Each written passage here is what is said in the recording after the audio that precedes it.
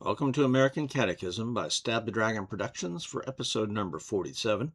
Coming to you from Fort Worth, Texas on Thursday, January 8th, 2026, where it got up to about 80 degrees again today. We're here for another state's birthday celebration, this one for the state of New Mexico, whose birthday was actually 2 days ago, January 6th. This channel studies Americanology, the history, the culture, politics, theology, and current events of America and Western civilization. Along with that, I enjoy studying some whiskeys. And today's whiskey is the original Santa Fe whiskey, Mesquite smoked single malt. So first we'll examine the state of New Mexico and then the whiskey. New Mexico became the 47th state in the Union on January 6, 1912. It is a mountain state at the southern end of the Rocky Mountains. It borders Texas, Oklahoma, Colorado, Utah, Arizona, and the nation of Mexico. It is the fifth largest state by land area and the 36th by population. Its largest city is Albuquerque, and its capital is Santa Fe. Its highest elevation, Mount Wheeler, at 13,161 feet, and its lowest elevation is the Red Bluff Reservoir at 2,848 feet. The name Mexico is actually not Spanish. It comes from the Aztec language, but Nuevo Mexico is what the Spaniards did call this part of the country as they explored and settled it. Fossilized human footprints found in 2017 date back 23,000 years ago, some of the oldest traces of human occupation in North America. Santa Fe was established by Pedro de Peralta in 1610, and its full name was La Villa Real de la Santa Fe de San Francisco de Assisi, or the royal town of the Holy Faith of St. Francis of Assisi. And to further anger the atheists and those who do not understand that America was in fact founded as a Christian country, the town was founded at the foot of the Sangre de Cristo Mountains, or the Blood of Christ Mountains. Most of the region was claimed by the Spanish, and then after the Mexican War of Independence, it became a part of the First Mexican Empire in 1821. Now, the extreme northeast corner was owned by France, who then sold it to America in 1803 as part of the Louisiana Purchase by President Jefferson, a Democrat, and a controversial non-constitutional decision by Jefferson. Nowhere in the Constitution does it authorize the presidents to buy territory, but we're all glad that he did. In 1837, New Mexico followed Texas's lead and rebelled against the unconstitutional new government of Mexico that ignored Santa Fe's rights, just like the Texians were claiming in Texas. But nobody ever teaches you that in school. Their rebellion was successfully put down by Mexico, however, because there just weren't enough people like Sam Houston had in Texas. Imagine that.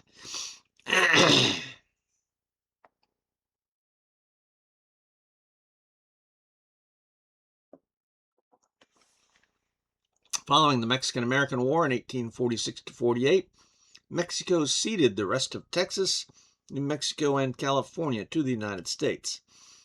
And in 1853, the U.S. purchased the southern part of New Mexico and Arizona from Mexico for $10 million, and that was called the Gadsden Purchase. I think that's what it's called. In the Civil War, a Confederate force from Texas under General Henry Sibley invaded New Mexico and southern Colorado.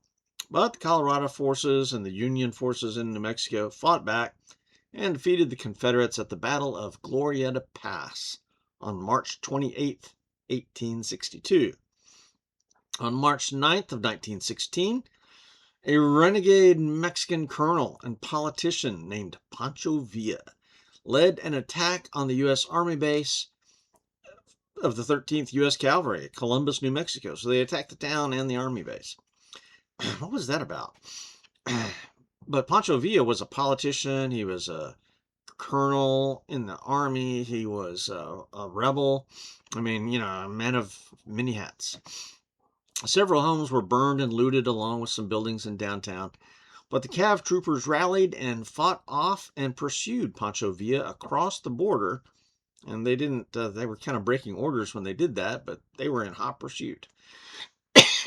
After this raid by Pancho Villa, President Wilson, Democrat, ordered General John J. Pershing to pursue Pancho Villa into Mexico. So the Pershing expedition was launched. And that was just 110 years ago. I was alive at the time where I knew people who were alive when that happened, right? So, it may seem a long time to you, but it wasn't a long time to me. What's my personal connection to New Mexico? Well, I am studying the states and some whiskeys from my family history and connections. Every state that I or my family has lived in, I'm going to study and try to drink a whiskey from that state. My older brother was born in New Mexico, and then my family moved back there briefly when I was about 4 years old. And then I've toured through New Mexico on a couple of family vacations, and I did one Baptist college camp in Glorieta, New Mexico. So, I've been in New Mexico a few times and lived there briefly. On to the whiskey. But otherwise, there's a lot of cool scenery in New Mexico. It's a beautiful state and a lot of interesting history. I need to pursue the Pancho Villa thing a bit more. I need to pursue the ancient history more. I need to pursue the Civil War history there more. So a lot of cool history there. Okay, so on the whiskey. Just the facts. Coming from Santa Fe Spirits in Santa Fe, New Mexico, this is an American single malt, distilled, aged, and bottled in Santa Fe by Santa Fe Spirits. The whiskey is 92 proof and costs $59 on the website, but if you're going to buy it on the website, you got at least $20 plus shipping and taxes, because it's not available in Fort Worth. And I don't know how far away it is available, but I can't get it in Fort Worth. Tasting notes: mildly sweet and malty. You can tell definitely that it's a single malt. The smoke come across to me not real strong, light to medium. However, I was expecting more of an American barbecue kind of a campfire smoke thing because it's this mesquite. But boy, did this taste like a Scotch whiskey to me. It tasted like a peated Scotch whiskey. A touch of the medicinal iodine taste. So if you'd handed me this and asked me to identify it blind, I would have said peated Highland Scotch. There you go. I gave it a score of 88.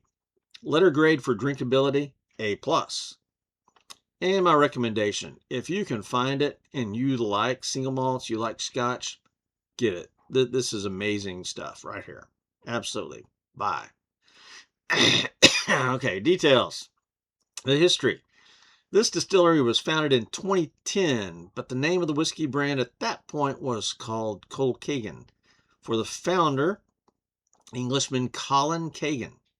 But in the fall of 2024, they rebranded to Santa Fe Spirits to reinforce their southwestern roots and theme. I think that was a smart move.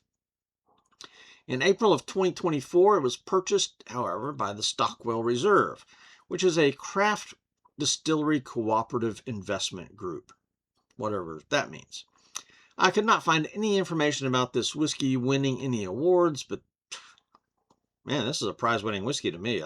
This ought to have some awards, but I couldn't find any information about it. It is a pretty cool, an immigrant from England, settled in New Mexico in the USA, and then started a distillery making single malts. 5 out of 5 points for history. Bottle, label, and marketing. The bottle is the classic shape.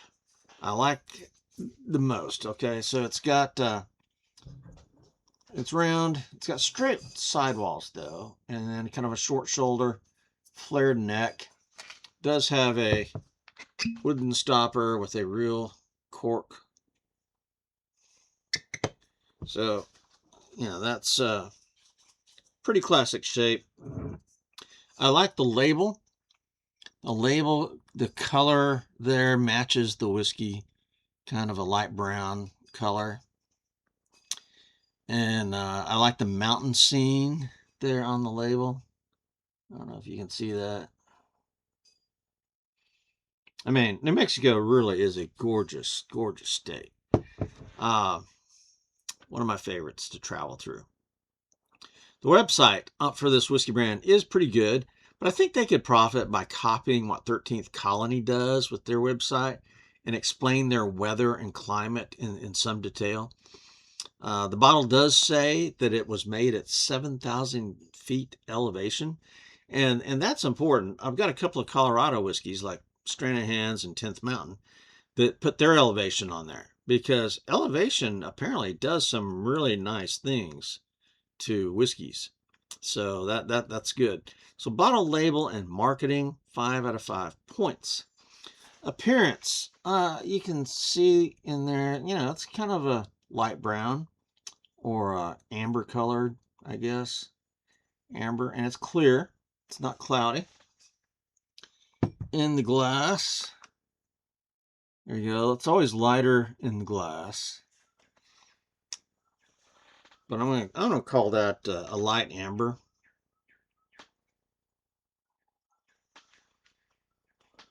Straw colored, something like that. So it's very light for an American whiskey. This is a 2 out of 5. Composition. This is a single malt, barley only, distilled at 7,000 foot and comes in at a 46 ABV or 92 proof. That's really good. Double distilled in a copper pot still, and 35% of the malt is smoked with mesquite. Okay, now that's important. So this is not all smoked. It's only 35% smoked with mesquite. And so that's what tamps down the smoke flavor here. I mean, it's there. So it's not just a faint touch. It's a light to medium touch of smoke. But it is mesquite, not peat. This is aged for at least 3 years. They don't tell us where they get their barley from or what type of barley, nor do they mention the water or where they get their wood. One article I read did say that they used local organic products to make their whiskey, but that was a press release or a interview on a magazine or something. So again, that's something that I think the website or the bottle could include. Where did they get their mesquite? Where do they get their barley? What kind of barley? So 14 out of 15 for composition. Nose. Now I've been really kind of sickly with allergies, so my nose isn't worth a hoot. But this is mildly sweet, malty. You get maybe just a hint of smoke, maybe. And there might be hints of apples, pears, maybe a touch of vanilla. Maybe just a little bit of wood. So it's a very pleasant nose, actually. 8 out of 10 on the nose. The taste,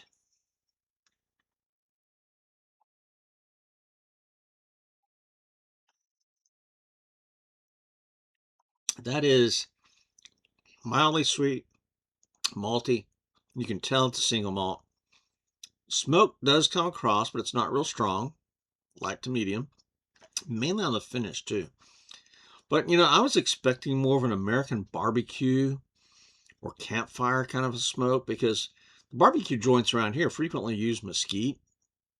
Uh, but this tastes straight up like a Scotch whiskey, a peated whiskey. You get a touch of that medicinal iodine taste. So if you handed me this and asked me to identify it blind, I would say this is a Scotch Highland with a little bit of peat. That is exactly what I would say. So this is very delicious. If you like Scotch, you would like this. It's very different from my expectations. And I did read some reviews, and they said it tasted like barbecue or campfire. No, not to me. Individual palates may vary. Okay, now, there was, at the end of my last glass of this, very last drink, I swirled the whiskey around in my mouth a little bit, let it sit for a sec, and then I swallowed it. Then it tasted more like barbecue. Go figure. So the smoke kind of changed flavors along the way.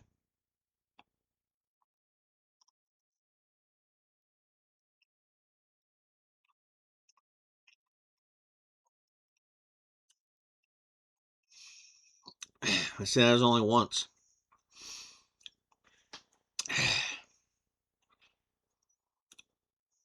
Yeah, this is still more like Scotch peat. There you go. 23 out of 25, though. I mean, this is completely delicious. 23 points. The mouthfeel, burn, and finish. This has got a very nice mouthfeel at 92 proof. It does have a light burn in the mouth. It does go up in the sinuses just a little bit, down in the back of the throat a little bit. It's mainly focused in the mouth, though. And then the finish is medium, and you've got the sweet malt, and the smoke lingers the most on this finish. So that smoky finish, I keep wanting to say peat, but it's not peat smoke. But that smoke lingers. So 13 out of 15 for a mouthfeel, burn, and finish. All right, this is beautiful neat. At 92 proof, I think it would stand up to ice well enough should you so choose.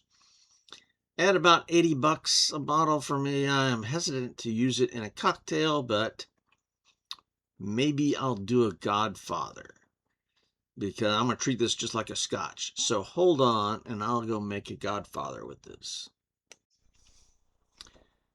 Okay, I am back.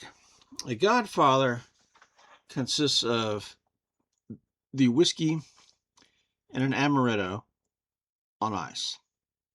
I choose Di Serono, and this is one of these small bottles. I make Godfathers once in a while, but here's the deal. If you look up the recipes to a Godfather, it will tell you a 1-to-1 ratio. In other words, put a shot of amaretto in there and put a shot of the whiskey in there, and nice. Stir it. That is way too much amaretto for me. This stuff is sickeningly sweet to my palate. And so a little bit with a peated Scotch works, or in this case, a smoked American single malt. And so, I added a little bit more of the single malt, and then really just about a teaspoon of the amaretto.